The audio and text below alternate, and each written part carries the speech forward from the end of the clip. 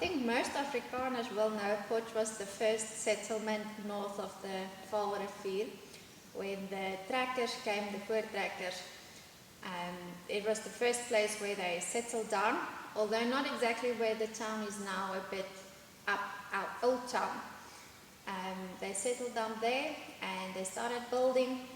The leader was Andries Potgieter, and no one is really sure how Potch got its name. Is it Potgieter, the Potchefstroom, or was it Potchefstroom, or however it came? But the story goes that Potgieter had 3 daughters, and he thought they were the most beautiful daughters. So he called the river the Mooi River because they were such beautiful daughters. I think any dad would tell the same. And yeah, that's how Potch was settled. And then after a while they moved the town to where it is today because the ground was just too wet where they started building, and the river just flooded the whole time. And now we are here. So Potch is one of the oldest towns. It was the capital of the first Boer Republic, but I don't think that lasted very long. Then Pretoria came along and everything moved there. So Potch kind of decided, well, if they're not going to be the economical capital, they're going to be the academic capital. And they built a university, and even today they focus a lot on the academy and teaching people.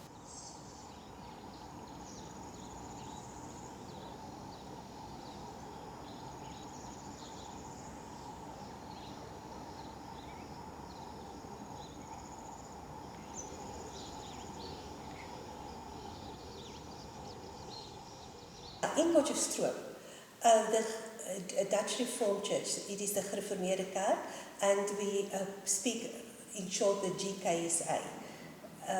The Gereformeerde Kerk was established in 1859 in Rustenburg, but the same, it's established underneath a tree, and in the same year, the postman, I think his picture is there, postman, wrote to Potchefstroom, and Potchefstroom was a little bit of lidmate that want to be part of the Gereformeerde Kerk. I'm Reverend Marina Pretorius, so I'm one of the pastors at this congregation as well. I was born here, I was baptized in this church and also confirmed here, so I've got my own little history with this church and this congregation. But what makes this church so special is that it's already 180 years old, the congregation. So it was actually the first congregation that the Voortrekkers started here, north of the Vaal River. Yeah, the people of the Gereformeerde Kerk did not feel safe in the church where they were from the Voortrekkers. So they think not alike because they sing psalms and they sing other hymns, and they want to sing only the psalms, the hymns that come out of the Bible, not any others. That was one of the part of the reason. The others they do not think the same, and the Dutch Reformed Church asked why is this split? Why can't we think alike? And they cannot get an answer, so they write to Postma in Netherlands and ask him to come and be the leader, the spiritual leader.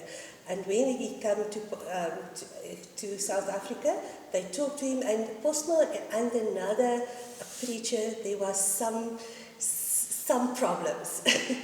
I don't know what the problem was. I think it was personal problems. So that is another part of the split. The Gereformeerdes follow Postma, And that is why the Gereformeerde Kerk, the Dutch Reformed Church, was established in 1859. And I have the privilege now to be the minister of the oldest Dutch Reformed Church north of the Vaal River, the Potchefstroom Mooi River. And this church was founded in March 1842. So coming March we'll be 181 years old, and I'm so privileged that after my normal retirement they called me here for 6 years, and that I can crown my service for the Lord in this very historical congregation and in this lovely building that resembles exactly as it looked in 1896 when they opened it. If you go around the side, you'll see that President Kruger, that he laid the cornerstone in 1894. And you'll also see that is actually a boerekerk. No stained glass windows, because they were actually poor people.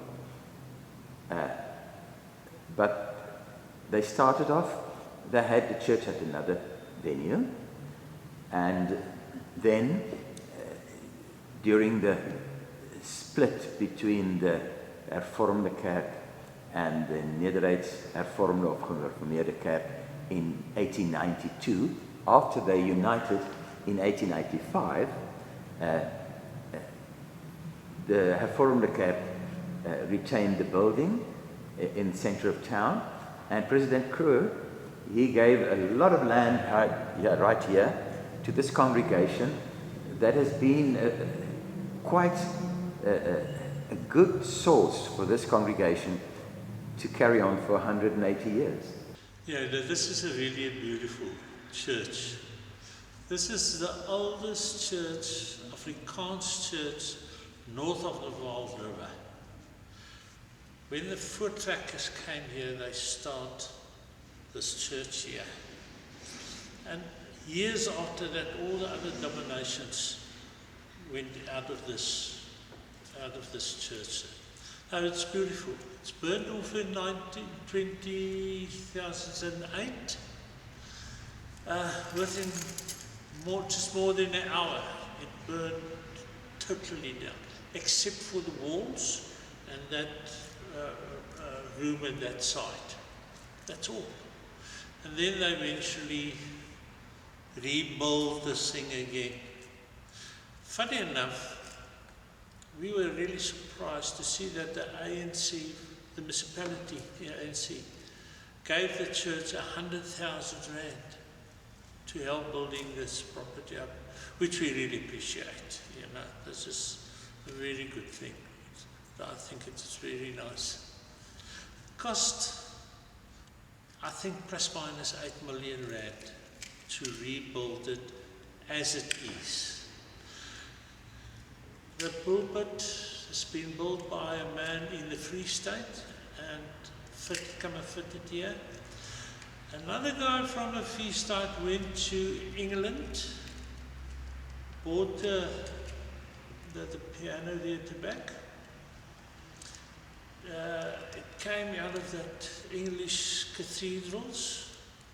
Dismantle it, take it to the Free State, rebuild it again there, fix it, bring it up to date, dismantle it again and bring it up here and fit it in here, install it here. I think it's well done. The original organ was at that site, but they decided to put it behind the pulpit. When they came here with this stuff, just slide it into that hole. If it was made for that place, that's beautiful, right? It's really beautiful. There's this little story about the organist that was so excited about this organ coming all the way from overseas with an ox wagon and ossevar. It was brought here in pieces, so it was a DIY thing. You had to put it together yourself. And when he saw the ox wagon come, it wasn't even near town yet. He just started running toward it because he was so excited about this organ coming here. And then the pulpit is also in use since the building was in use, so it's the pulpit that's been the longest in use, you know, without any interruption. And then the building is also a museum. It's because it's a historic building, but it's a museum that's still in use today because every Sunday we still have services here.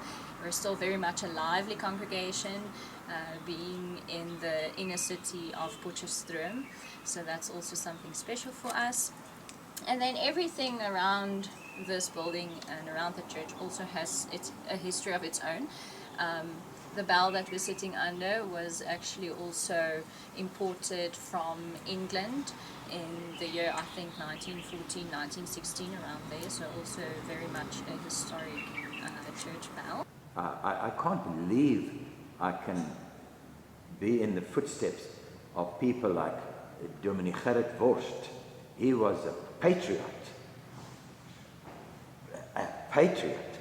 He wouldn't even baptize children if his members were in any way busy with the wars, the First and the Second World Wars, because they were traitors in his eyes. That's why in 1916, after the rebellion of 1914-15, some of the members of this church who were less conservative, they started a congregation at Mooi River Church, also just down the road, a beautiful church. Now after 100 years we have a very good relationship, but both congregations are set in their ways, and this congregation is still going on. Well, you can't ever separate the Afrikaner and his religion, especially in that time. So religion was the basis of everything that happened. And you know, they have this old joke that if you take two Afrikaners and you put them on an island, in a week or so you'll have two different political parties. But in a month you will have 3 churches, because that's just what we do. We make churches, we plant churches, we argue with each other, and we make a new church. And you can definitely see that in Potchefstroom. Potchefstroom has an amazingly big population of churches.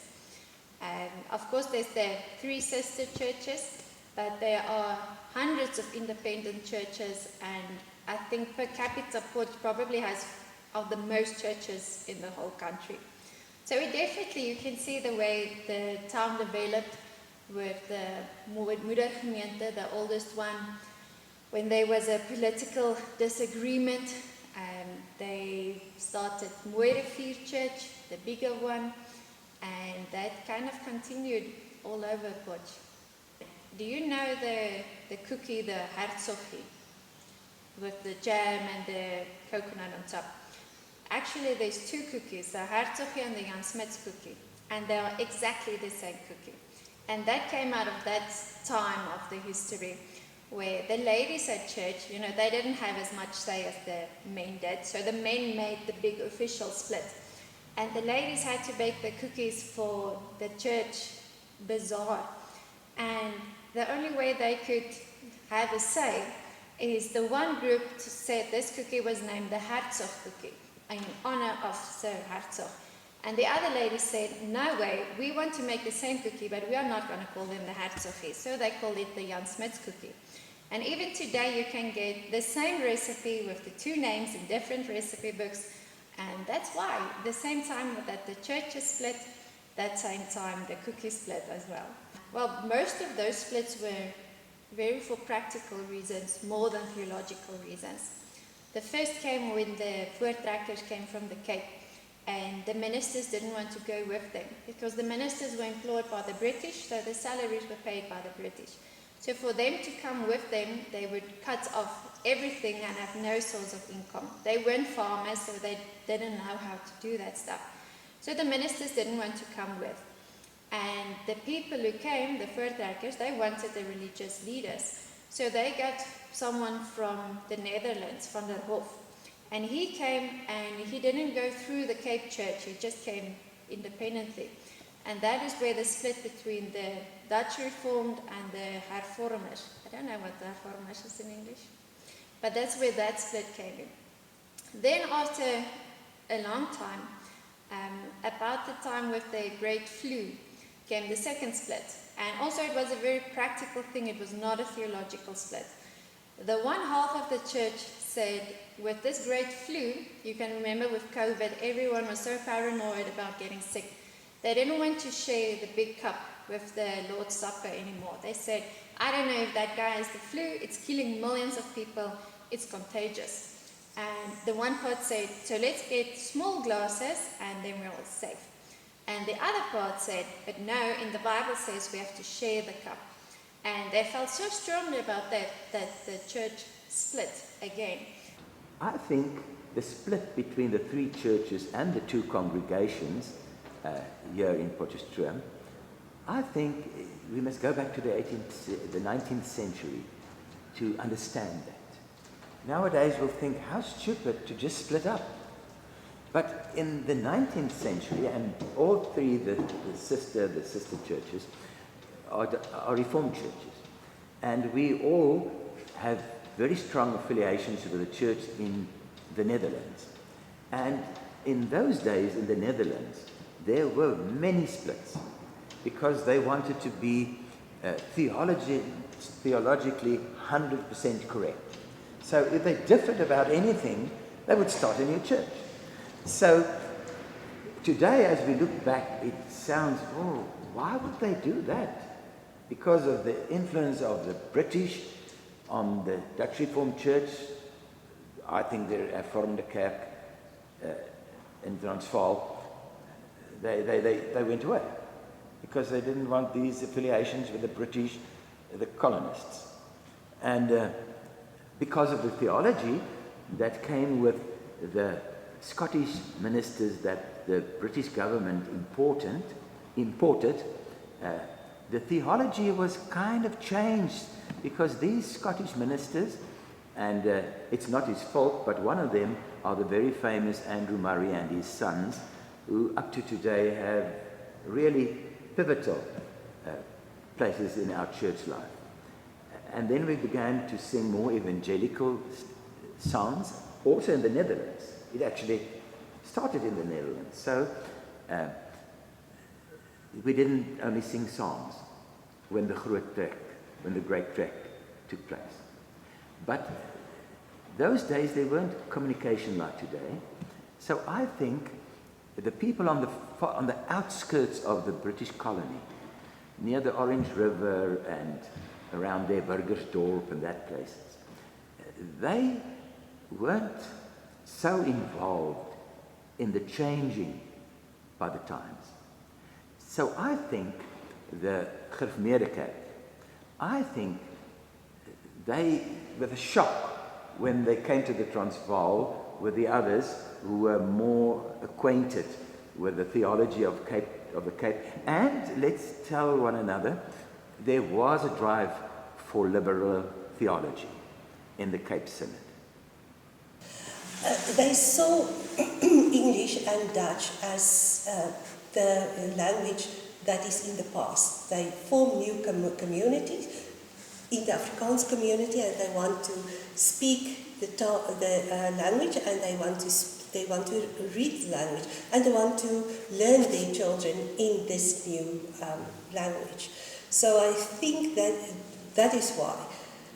But the split of the church, the language does not have any part of it. And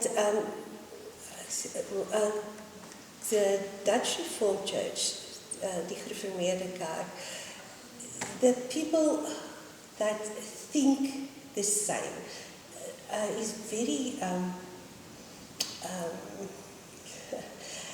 they are, I can't put it in words, but they are very difficult. You understand? They think, they do not want to, in the grey area. The Bible, God's word, is like that written in the Dutch Bible, and that is all that they want to follow. Not the other preachers, the implementation or the thinking of the other preacher. No, they want the scripture only to follow. And the Boer was a very strong people.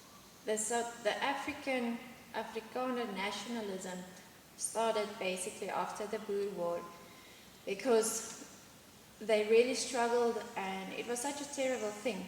And afterwards the Afrikaner had to stand together, and it didn't matter then in what church you were. Of course it was first your own people, but they were Afrikaners. And they had to stand together to survive the war. And just after the war, when everything was demolished and burned down, they had to be together to survive. And in that time, this want of their own Bible also came about. And I think that was a big part of it, that they as the Afrikaner, they felt this nationalism, and to worship in your own language has always been, for everybody, has been a desire. And that's why in that time they really started working towards it as well. And we have actually learned that a lot of people say that was the reason behind apartheid as well. It didn't start as a racist thing. It didn't start white didn't like black. It started with this nationalism after the Boer War, where you have to take care of your own people first. And unfortunately, black and white were not the same people. So it wasn't a racist thing at start. I think it ended that way, definitely. But at start, it was only this desire to help our own people survive, and then it became at the cost of other people. But apartheid didn't originate here in Potchefstroom. Apartheid in the church originated in 1857 at the Cape Synod, where they decided that for the peace in the community, the people of color can't come to the communion. They must have Holy Communion on their own. So we are humbled by apartheid. I think all three of our churches are humbled that we were part of the system. But luckily, fortunately for this congregation, Dr. Beyers Nudia, a very famous person in the struggle, he was minister here. And he kind of changed the whole order around here, that during his tenure here, they decided, the church board, that anybody, any person, is welcome in this church. So now that the Dutch Reformed Church have those infights about gay people and gay marriages, we already have a decision that was made decades ago that in this church, everyone is welcome. And so the history and the ministers the Lord sent here actually changed the landscape of this congregation. And this congregation is actually on the main road from George to Nelspruit. And all the people who live in townships, they pass here every day they come to town. That's why our hall is used as, it's named Second Life. There we sell clothing and all kinds of stuff for very cheap. We don't actually make money out of it, because all the feet and the people who are in need pass here, and so it's a flourishing business in our church hall, because we are actually a congregation of more aged people. So we can't do outreaches because we have about 100 congregants, and of those 100, more than 40 are over the age of 80. So we actually contribute to building up the community by giving our church hall, the Gerrit Worst Hall, ironically, to be used as second lives building. Okay, so there you have then in the Cape mainly the NG Church, and then in Transvaal you've got mainly the Hervormde Church. So the Church of the Voortrekkers, you can say if you want to. So because we have the same confessional grounds and foundation, we are called the Three Sister Churches. So in what we believe, and as far as our confessions, we agree with each other, and that's why we are sisters of each other. We're family in that way. Yeah. Our professors used to tell us this story when they started to translate the Bible into Afrikaans. And they told it to the people, and they said, this is the plan, and we're going to do this in Afrikaans. This one man stood up in a big assembly, and he said, you know, if Dutch was good enough for Peter and Paul, then Dutch is good enough for us. So even then, the people didn't really know what they were talking about. And of course, the Bible was never written in Dutch, it was written in Greek. But he didn't know that. And for a long time, the Afrikaner thought that Afrikaans was too, they call it kitchen Dutch. It's too common. You can't talk to God in this common language. You have to speak in Dutch, which was the more academic and the more religious language. And I find it very ironic that the Afrikaner had this huge fear of the Catholic for many, many years. And one of the reasons was because the Catholic was in Latin. A lot of the things that they do in the church is still today in Latin. And the people didn't understand it. But the Afrikaner did the same thing at one time. Everything in the church had to be Dutch. We sang in Dutch. And even if you spoke Afrikaans during the day, at night when your family came together to read the Bible and pray, you would do it in Dutch.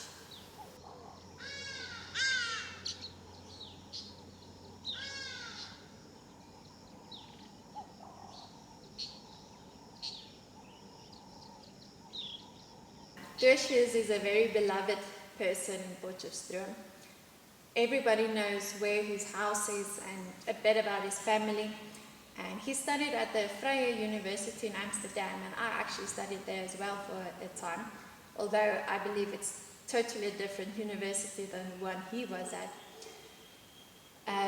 But yeah, we know the basics about Tertius, that it was his father's dream to translate the Bible into Afrikaans, and obviously Tertius loved his father very much, and it became his dream to do that. And he spent a big part of his life on the translation, and being a poet must have helped a lot.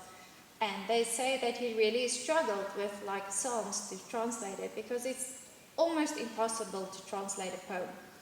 But he spent so much time on it, and I think they did a really good job. Tertius' father was one of the first translators. He works in a group of the, and yes, I think that was to establish the new language and to make the new language more approachable. That is one of the starting points to translate the Bible from Dutch. Because the newer generations do not want, in that time frame, do not want to read the Dutch. They do not feel part of that timetable.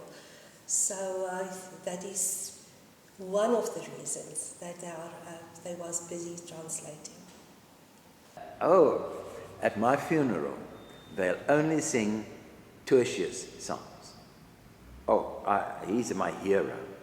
And this Bible here, that was given to this church in 2008 after the original starter Bible was burnt in the fire of 2007, it must have something to do with Tertius, because here, right here, it says, Dominee de Tooi van Theologische School. So I don't think it'll be his Bible, this, because I think the Reformed Church won't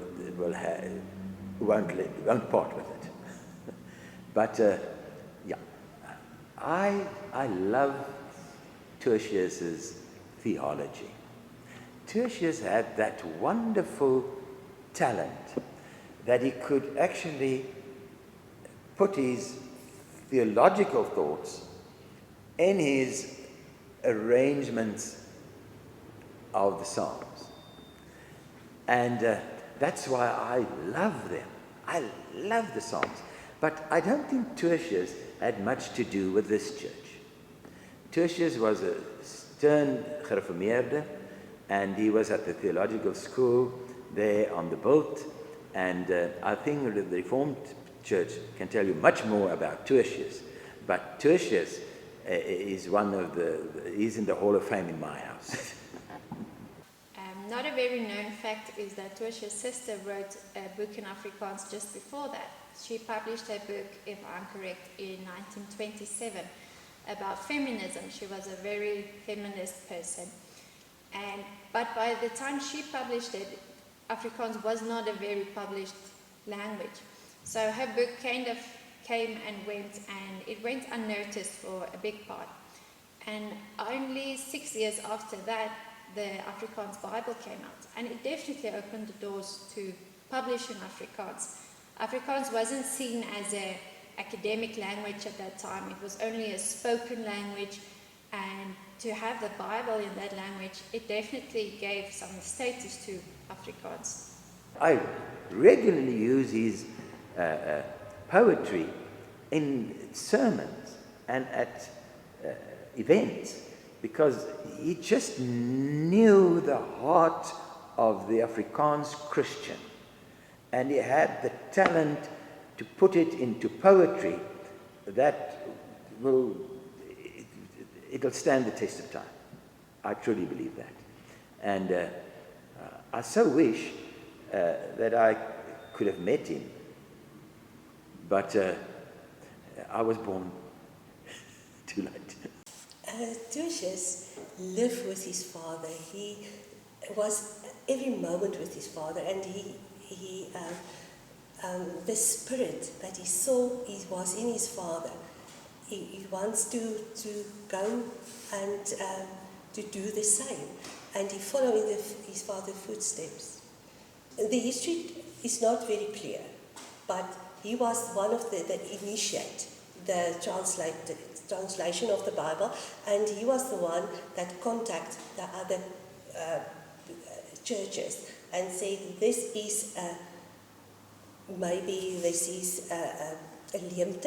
this is a gap, please come and help, so that we can read the Bible in the new language Afrikaans. Even though I was born after 83, when the next Afrikaans translation came, we all had to learn the Psalm 23 from the old Bible, and like the Lord's Prayer. Big part of it we were taught at school, and you would still learn them in the first translation. So even today, when I preach about Psalm 23, I would go to the 33 translation and not the newest one, because I know that's what the congregation knows, and that's the one I'm the most comfortable with. I think everyone should know where they come from. I think we sometimes talk to the last year in Sunday school, the belydenis class, the year of confirmation, and we just ask them about the different churches. And it's really shocking to know how little they know. And not even just them, grown-ups as well. And everyone is not in the Dutch Reformed Church. Where you work, where you go to school, people are in different churches. And you should know, why did we split? You should know, can I talk about God with this person, or do they believe entirely different? And most part, they will not believe different than you. I think it is so important to preserve our history. If we do not know our history, we can't go into the future. Then we have no direction. You've got to know where you come from to know where you are going. So history and identity is very much together. It's definitely a necessity. We're also the Africans, number one. And your race, for me, it comes second. The fact is that we are literally neighbors in the same country. We struggle with the same problems. We live under the same circumstances. And we should definitely talk more. I think that the kids these days have it a lot easier. They are in integrated schools from the start, and they build friendships. And I really believe that that's the way we should learn from each other, is just by being friends. I don't think we should do academic papers on each other. There's been enough of those. But if you're friends with someone, if you start talking to them, if you start eating together, if you start doing things together, then you learn that person. You get to know their heart, and then you get to know about their culture and about the way they do things and where they came from. If I can share my vision for the 3 sister churches, and now we're actually more than 3, because there's also the Afrikaanse Protestante Kerk that split up from the Dutch Reformed Church when we opened the church for people of color in 1986 at the Synod in Cape Town. Then they split off. But my vision will be that all these Reformed churches, that we reconcile. We have different ways of doing, but even in the Gereformeerde Kerk, there are congregations who does their liturgy quite different than the conservative or the more conservative Gereformeerders. I always say the Dutch Reformed Church has more denominations in itself than there are dominations in South Africa. Because in every congregation they have their own kind of liturgy, their own way of life, and even, and I dare to say that, they even have different theological thoughts on many topics. So I think in the day that we live, in the postmodern era, we're used to people having their own opinion and their own way of doing. You don't need to split up to do that. You can take hands. And I think it's needed in South Africa because the Reformed churches are declining. And they're declining because we were the white-collar churches in South Africa traditionally, and our children are emigrating. So we are actually a graying church, all 3 of the churches. And my vision will be that we just take hands and say, okay, let's accept one another. We don't really differ. We have the same theology in principle. So why don't we just be practical and start working together? But that has already started, man. In Pretoria, at the Faculty of Theology at the University of Pretoria, the Hervormde Kerk and our church, we have a very, very good relationship. Our students have classes together, and we even have an arrangement that Hervormde ministers can be called to Dutch Reformed churches, and Dutch Reformed ministers can be called to the Hervormde church. With the last synod, there was 3 people that come from the Netherlands to South Africa and to sit in the synod and to listen. But they said, wow, you are not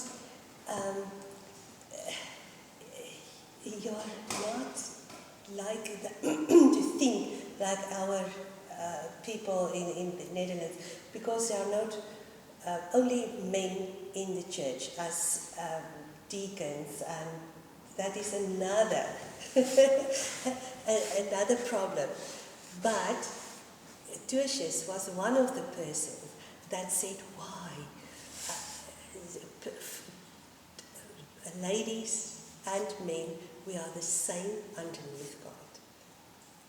I think the problem that we can't have that agreement with the Gereformeerde Kerk is because the Hervormde Kerk and the Dutch Reformed Church has female ministers.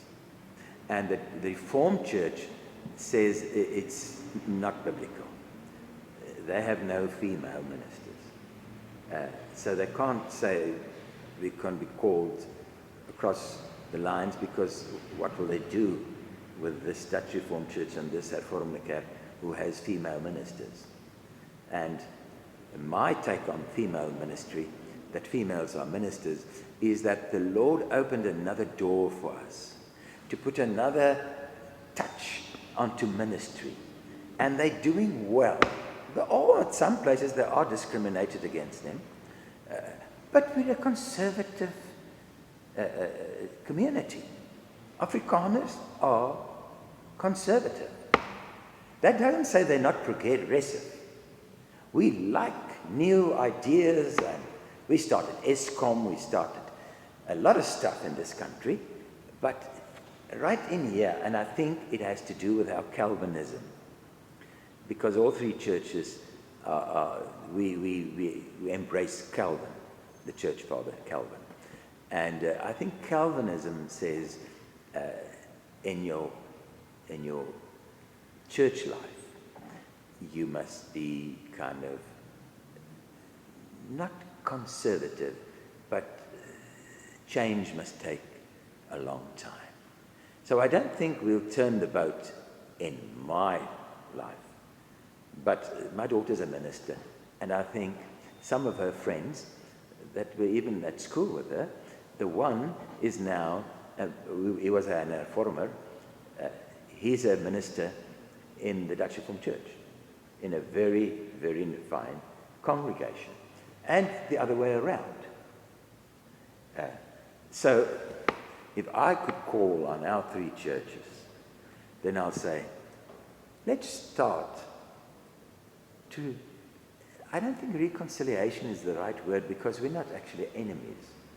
We're just used to have them and us. But I think it's time that we can take hands and build up this country, because I think the churches in South Africa, and the government won't like what I say now, but I think the churches in South Africa could build a new South Africa.